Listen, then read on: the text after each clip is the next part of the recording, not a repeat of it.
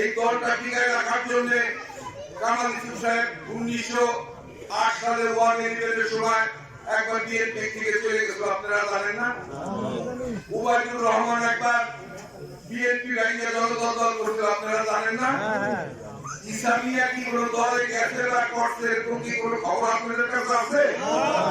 যদি না থাকে আমরা জেলে গেছি, জেলে দেখতে যাই। আমাদের আওয়ামী লীগ মানে হসপিটালে যাই, হসপিটালে দেখতে যাই।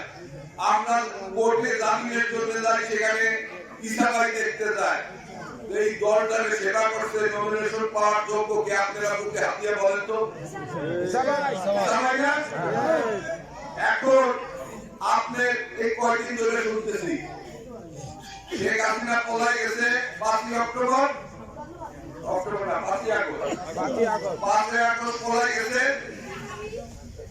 তারপর 2-3 মাস আমরা সবাই সিদ্ধান্ত নিয়েছি যে আমরা এমপি ইলেকশন করবো।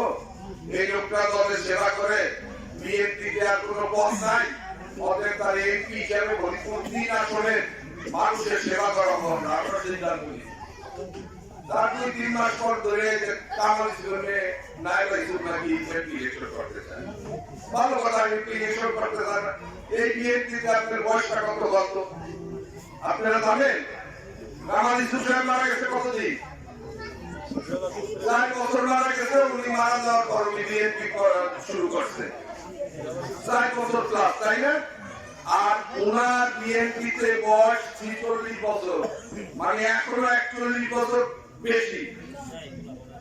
উপজেলা নির্বাচন ওই হায়দারা যখন করে, হায়দারা যখন ভাইস চেয়ারম্যান দাঁড়ায়, ওই সময় পিকু করছিল উপজেলায় কাপড়ি মার্কায়।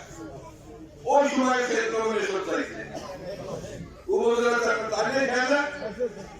আবার পৌরসভায় ওখানে উনি দাঁড়ায় গেছে, আবার আমি হেরে দাঁড়ায় গেছে। এটি ওই যে সিনেমা দেখছেন না, ওই যে ভোটারের বুকে একটা টিকিট দেন, উনি ভাবছে এরকম ব্যাপার।